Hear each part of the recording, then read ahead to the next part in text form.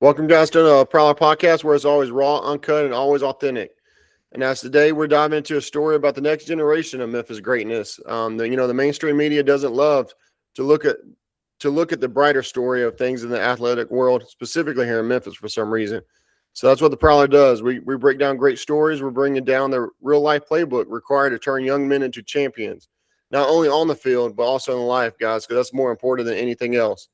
But we are talking about a rising hometown leader who balanced the grind of scouting for the Reese Senior Bowl, but while also coaching Memphis East to an explosive 8-win season, which is impressive because I can't recall the last 8-win season that East High School had. So, midseason coach of the year, FCA male coach of the year, and a Lane College Athletic Hall of Fame inductee who also went on to continue his career as an undrafted free agent in the NFL and CFL. So, guys, welcome to the podcast, Coach Greg Moore, who's the current coach, offense coordinator at Cordova High School. What's going on, man? Thank you for having me. Awesome, man. We're glad to have you and can't wait to hear what this conversation shares. So, Yes, but sir. Coach, the first topic we're going to talk about tonight is on building character on and off the field, but specifically off the field leadership. Right. When an FCA male coach of the year speaks to something way bigger than X and O's. It's about character. And in a city like Memphis, where these young men face so much real life noise off the field, how do you use football as a vehicle to mentor them, but also instill faith and teach them to be leaders in their home and their communities? Well, oftentimes, like we try to separate, and coaching, we try to separate the man from the coach. But to me, in reality, it's the same person. Now, duality is real and it's good, to have that dualism. But and I am who I am on the field as the same person I am off the field. So for me, like I try to lead by doing, and I'm not saying that I'm perfect by no stretch of the imagination, nor that I try to act like I'm a saint. But for the most part, like if my players are around, they're gonna see my family, or they'll see me doing the right things. Or if I'm at practice, I'm out there just like they are. I'm running around with them. I'm doing the same drills they are. And so we try to, like we said in pre-production, like we just try to do the small things.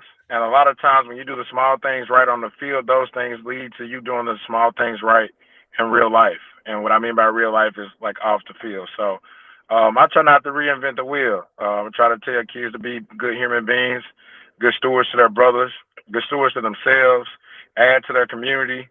And a lot of the work that I try to do in coaching has nothing to do with coaching at all, but teaching young men to see value in themselves and then also seeing value in others and value in the community. And honestly, I feel like that's where the FCA thing came from.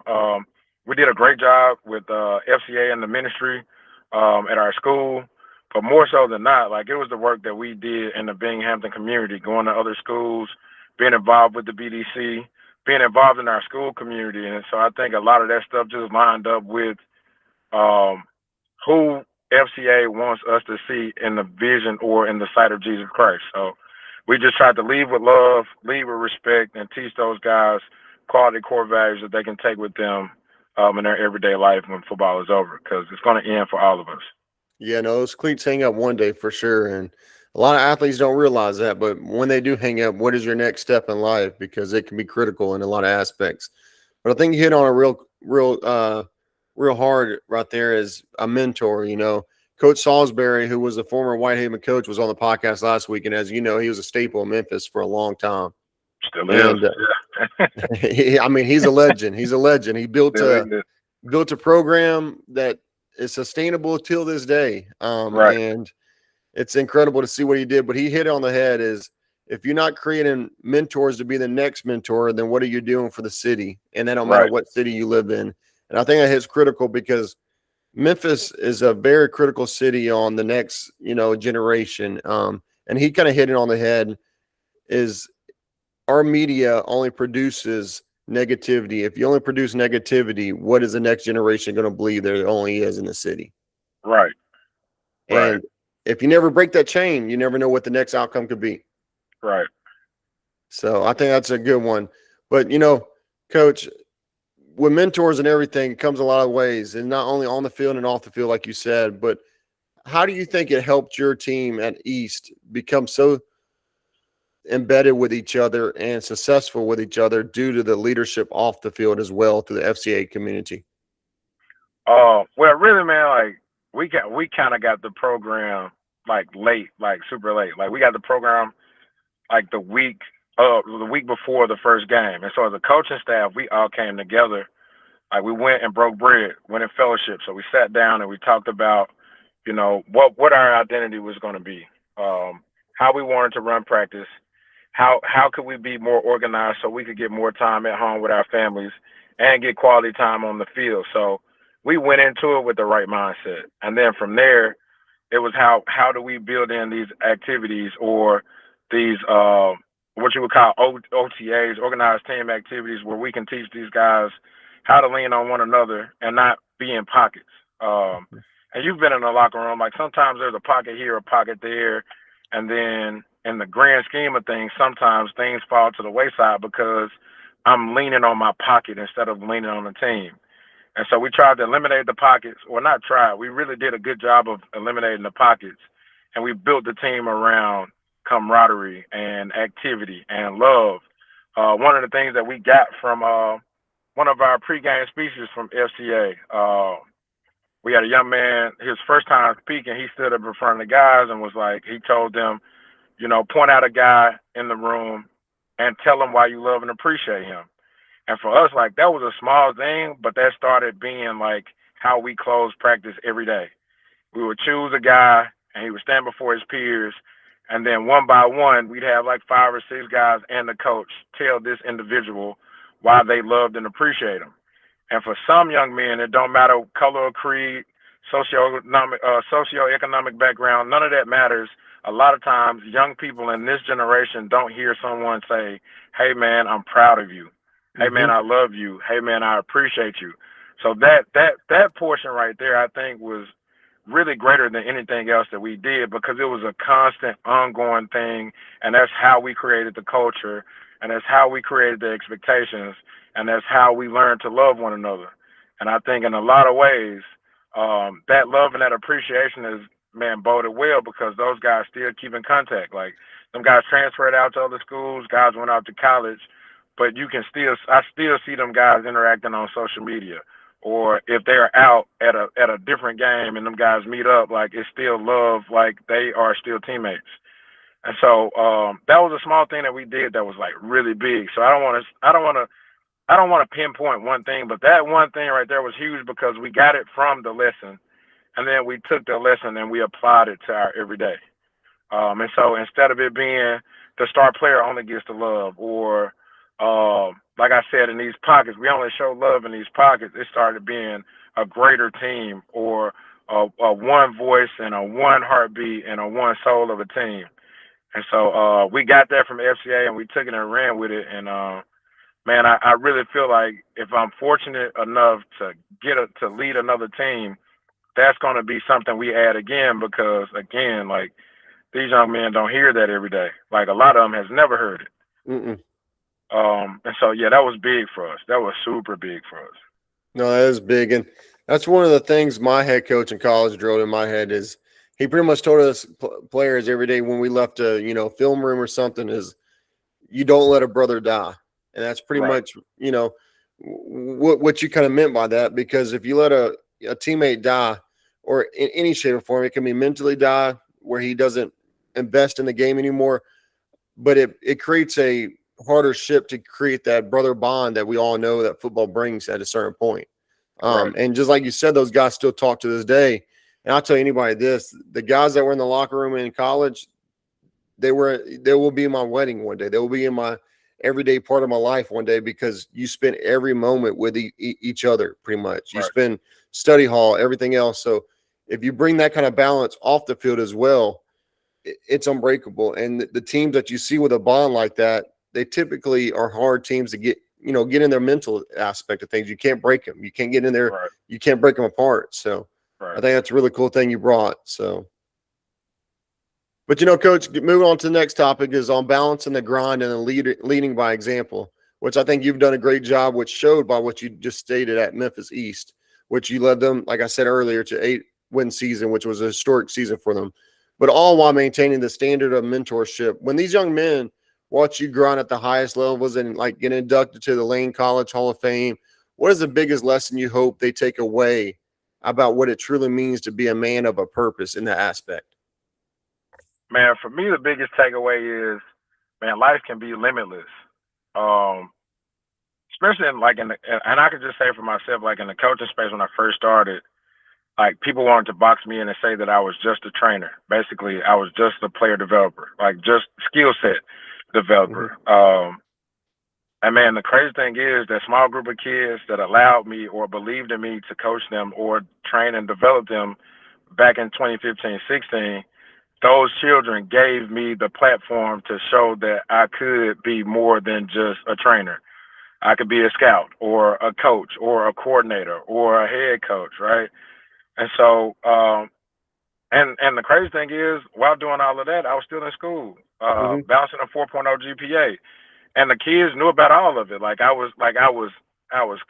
consistently told them, like, hey, like you guys are sporting like 4.0 GPAs, 4.2s, 4.5s, and y'all are doing really good on the field. Y'all are getting awards in other areas outside of football. And so I just wanted to always encourage them, like life can be limitless. Don't put yourself in a box. Don't say, hey, I'm only doing this. Like when I was down at the Senior Bowl, like we had a group chat, and I would FaceTime them on the field so they could see it. Um, oftentimes our kids don't know what they can do outside of sport Mm-hmm. or outside of Memphis. And if it's just a FaceTime call or me sending footage from on the field, shoot, I did that, during the season on the sideline during games. Like we'll talk like some of the guys if they play linebacker. If I covered a couple of linebackers from Alabama, like one year, like I was fortunate to scout a kid that I coached at Bartlett. So and he played linebacker. So with my linebackers, like I would send some cut-ups from him at practice or some cut-ups from him in pregame. And so they could watch how he approached pregame and practice and the speed and the intensity and the intent behind everything he did. And so that gave our guys something greater than what they see every day. I think 3A football, which was the classification we was in, was really strong. The first year I got to East as an assistant, and then the second year it wasn't as strong, but it was still strong. But I wanted our kids to think greater than where they were. Um, be really intentional about the work you're doing, but then have a goal for what you're going to do in the future, whether it's you want to go into real estate or business or HVAC or football or track or real estate. Like I just wanted to, be the avenue or be the vehicle to help them get there. And so again, like I just wanted our guys to understand that life could really be limitless. Don't limit yourself. Don't put a cap or a ceiling on what you feel like you can accomplish. If you feel like you can do it, if you have the health and the wealth to do it, man, get up and go do it, or at least try. Like I would rather people tell me no. I've applied for jobs that I know, most people would probably say, "Oh, you can't get like." Man, they got to tell me no. That's how I got the opportunity at the Senior Bowl. Mm-hmm. The first year they were doing that HBCU combine, I reached out to the DFO.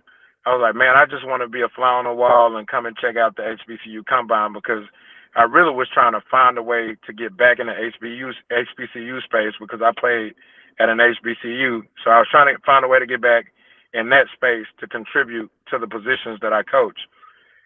And so he was like, man, give me a couple of days. And then he called me back and he was like, man, you think you can get off work for like 13 days? And I was like, 13? Yeah, for sure. So then I went and talked to my principal at the time. I was teaching at a K-8 school, and I let her know what I was trying to do. And man, I was fortunate enough that she wrote it up as professional development because I was a coach, and that's a coaching avenue. So she supported me in that aspect, and I went down there, and it turned out that it went from helping out at the HBCU combine to helping out at the week of the Senior Bowl, and then it went from that to evaluating players and writing up evaluations and using that skill set that I learned down there to help evaluate and grow my players here in Memphis, whether it's the school I coach at or the kids that I train. So I feel like I already had the eye for it, but just wanted to enhance all of it, and like I said, just teach the guys to be limitless. Life is limitless. Yeah, no, for sure. Any athlete that ever comes to the Prowler, I always tell them don't ever shut any door because you never know where that door can lead. You For never sure. truly know. And if you shut that door, it could come back and haunt you in your future journey or wherever that leads. Because That's I'll tell right. this, I tell this story to this day is, I work primarily at FedEx as a cybersecurity auditor.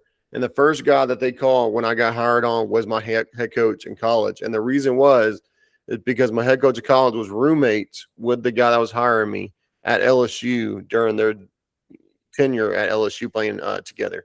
So That's crazy. you never know who the person is that you're talking to for your next hire, for your next opportunity, for anything. Right. So Right. that's why you never want to close the door on anybody and never not listen to what kind of discipline they have because it could lead you to your next big successful journey in your life. So, Right.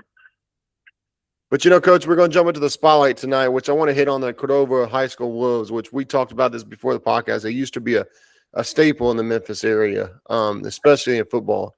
They've Right. always been kind of there for basketball because I remember when I was playing up Bolton, basketball was no joke with Tyler Harris and several of those other Oh individuals my coming out of Cordova. God. Yeah, that basketball team was impressive. Blake So, was on that team too, I think. It was yes, Tyler Harris and Blake. Yeah, they were yeah, tough. yeah, they were tough. They were tough. They And were then, tough. Bolton had Jalen Fisher and I remember man, Fisher. yeah, I played with him, and he was I actually had him on the podcast about 4 months ago, and we still joke to this day about it, is because Cordova was no joke. It'd be a dogfight. There's gonna be a Yeah. fight in the stands every time we play. So, Yeah. but That's a Coach, good game. oh, 100%. That Cordova and Bartlett was the two most competitive games we ever Yeah. played. No Yeah. matter who we played, those were the two Yeah. most competitive. But Coach, applying that blueprint that you guys did at Memphis East, you proved you could turn a struggling program into an 8-win contender, which is impressive. What specific culture and offensive blueprints from East are you trying to bring to Cordova to spark that same kind of turnaround?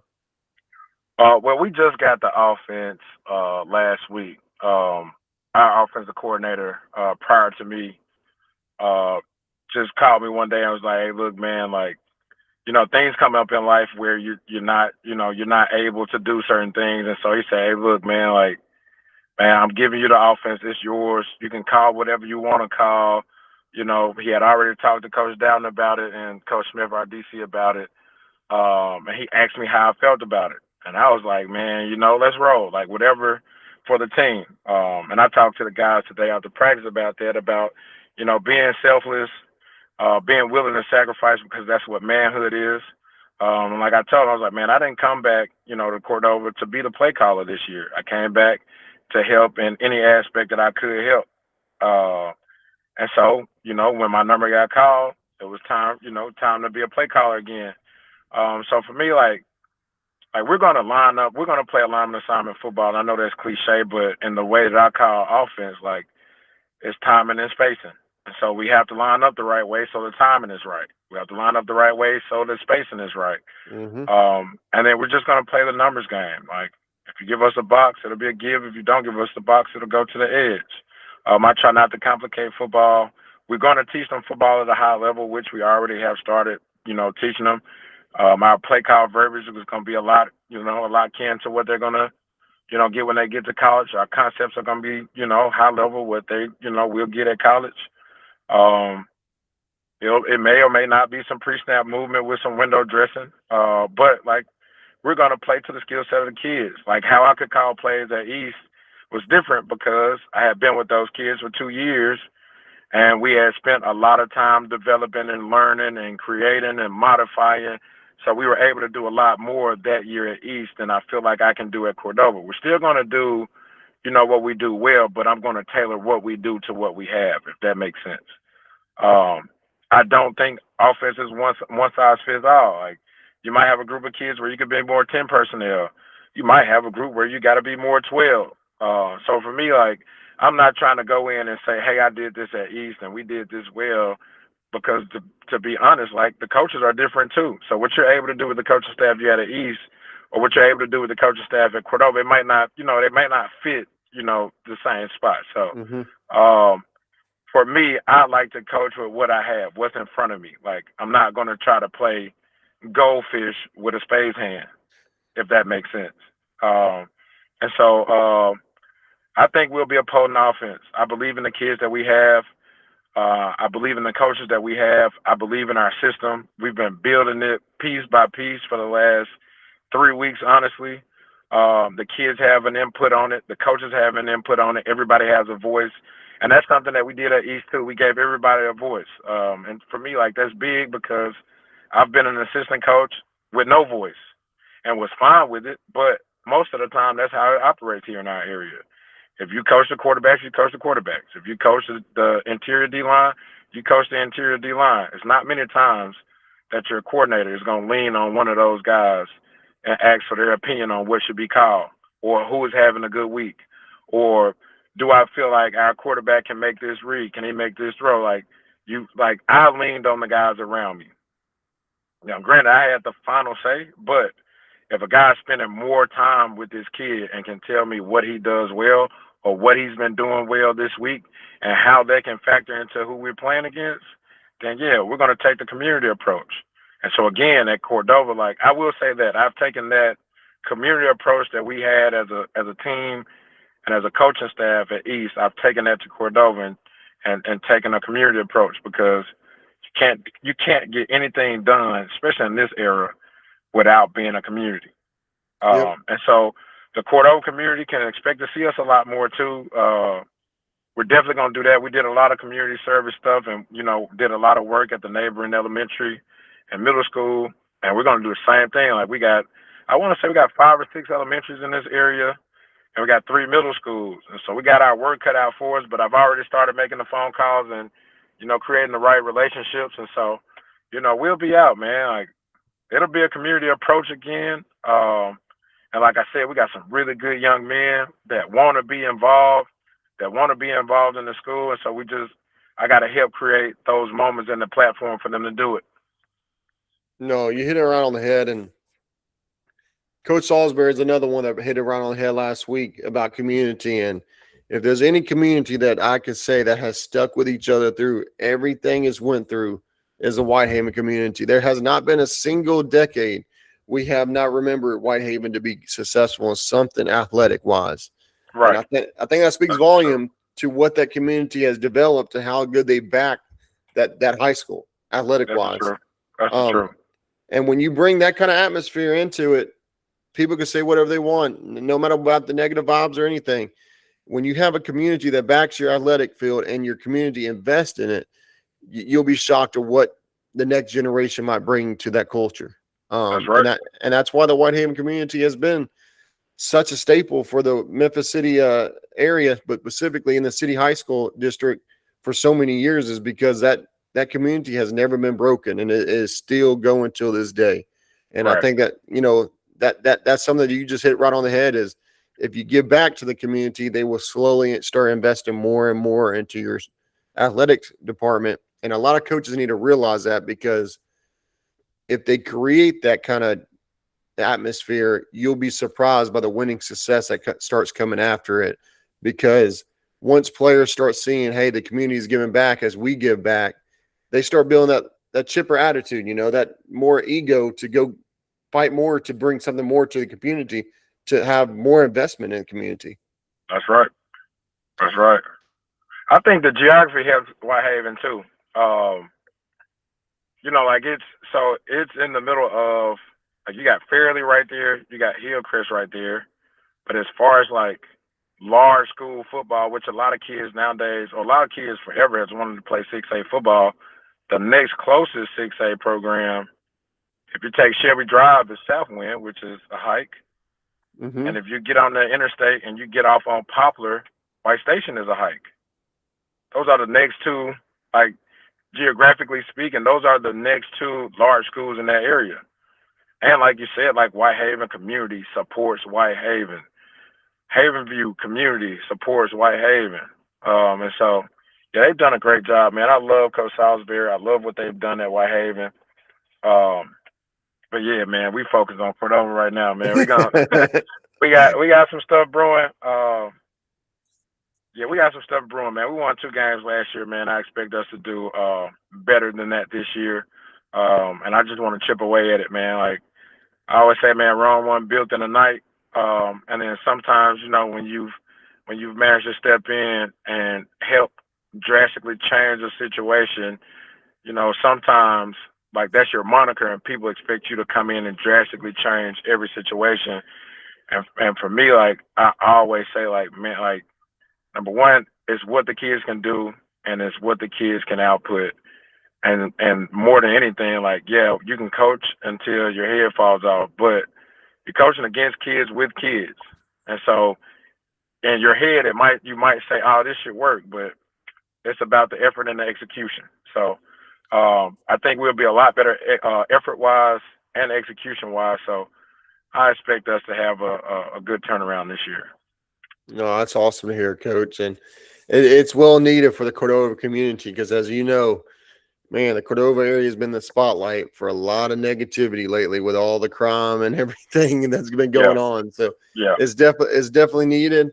But kind of like you said with the Whitehaven community, it's never been shaken. But you kind of talked about how it goes from Whitehaven to Southwind to White Station, which all three of those schools have been staples. I mean, right, Southwind has been impressive the last 6 years.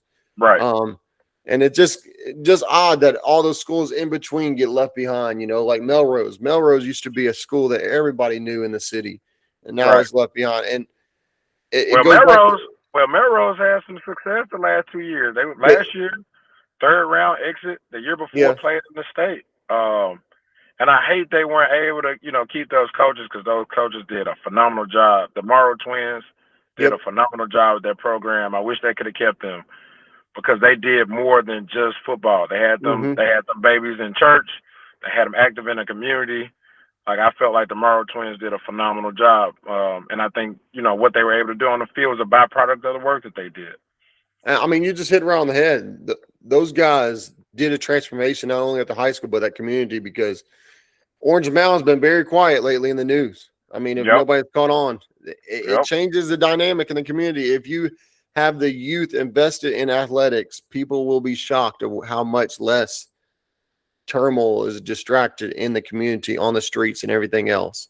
So, but Coach, we asked Coach Salisbury this last week, and if anybody wants to tap in, it's on our podcast channel, in the post section for this poll. But Coach, there's a lot of conversation that the Memphis high school scene isn't hitting the heights it once did, which we all can agree with that. It's only the private schools really touching it. In your view, what's the biggest hurdle we have to clear that gets the Memphis Standard back to the top that it used to be? Is it a lack of consistent coaching and mentor retention? Second, the rise of transfer culture over program royalty. Third, growing economic disparities and resource access. Or is it the last one, a disconnect between the community support and school programs? And trust me, it could be all of them, but what's most I was priority, just you about to think? say it's all of the. uh, I think it's all of them, but the thing that's the most important to me is like the lack of coaching retention. Like we just talked about the Orange Mound community and Melrose. I felt like there should have been more done to retain the coaches.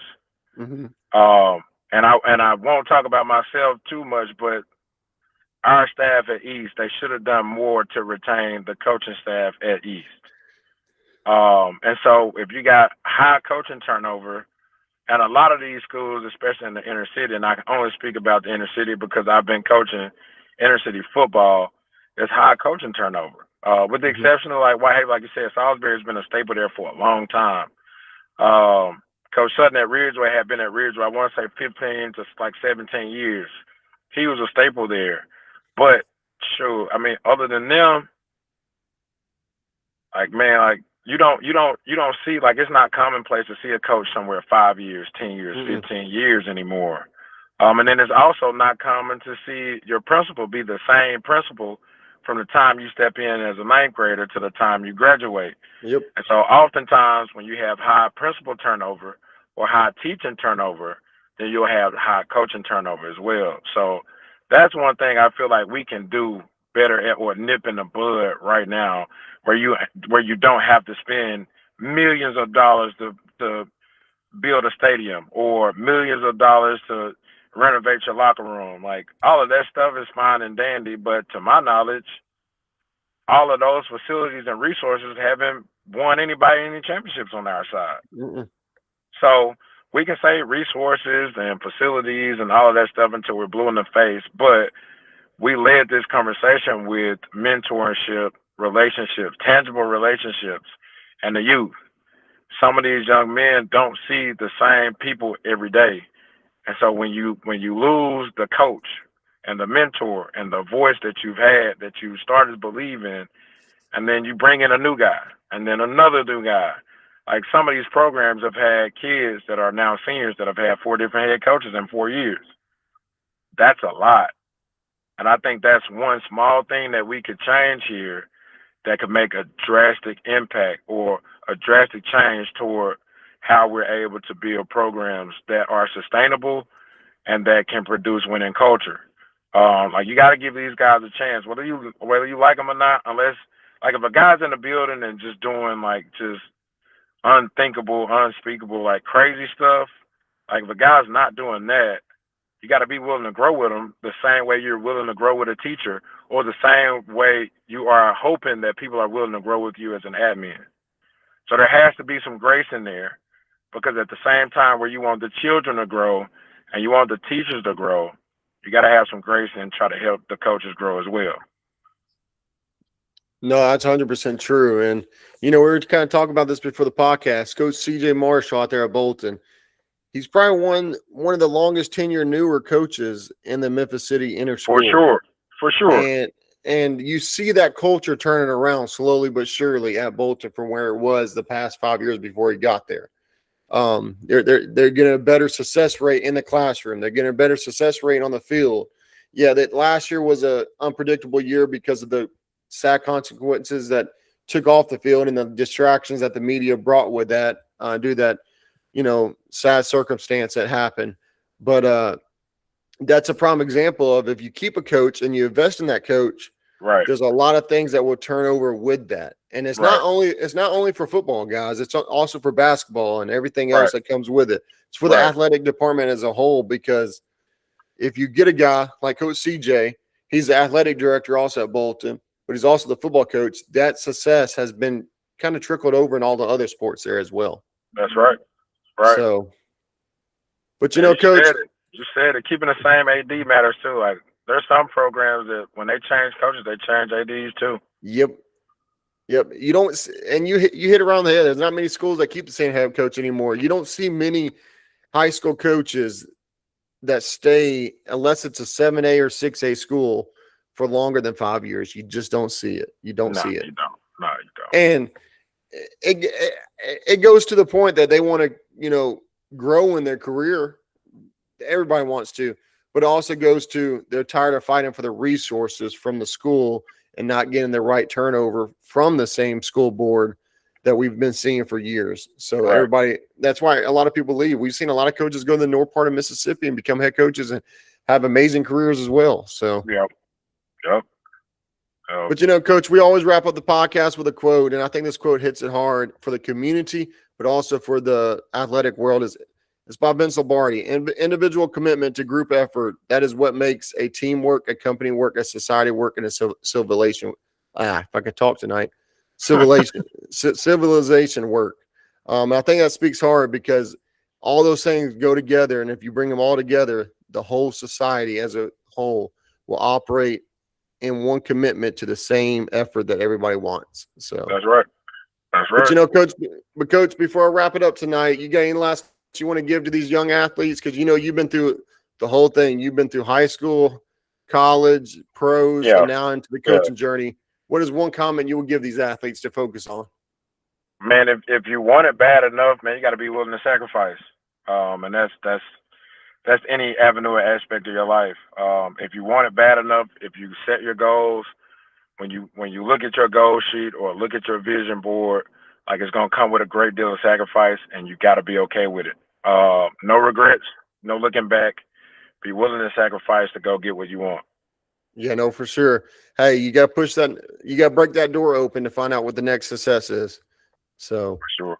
But Coach, that's a wrap on another powerhouse episode of the Prowler Podcast. As always, tonight we had Coach Greg Moore on that showed us exactly what happens with faith, vision, and relentless within the 901 Grit meet.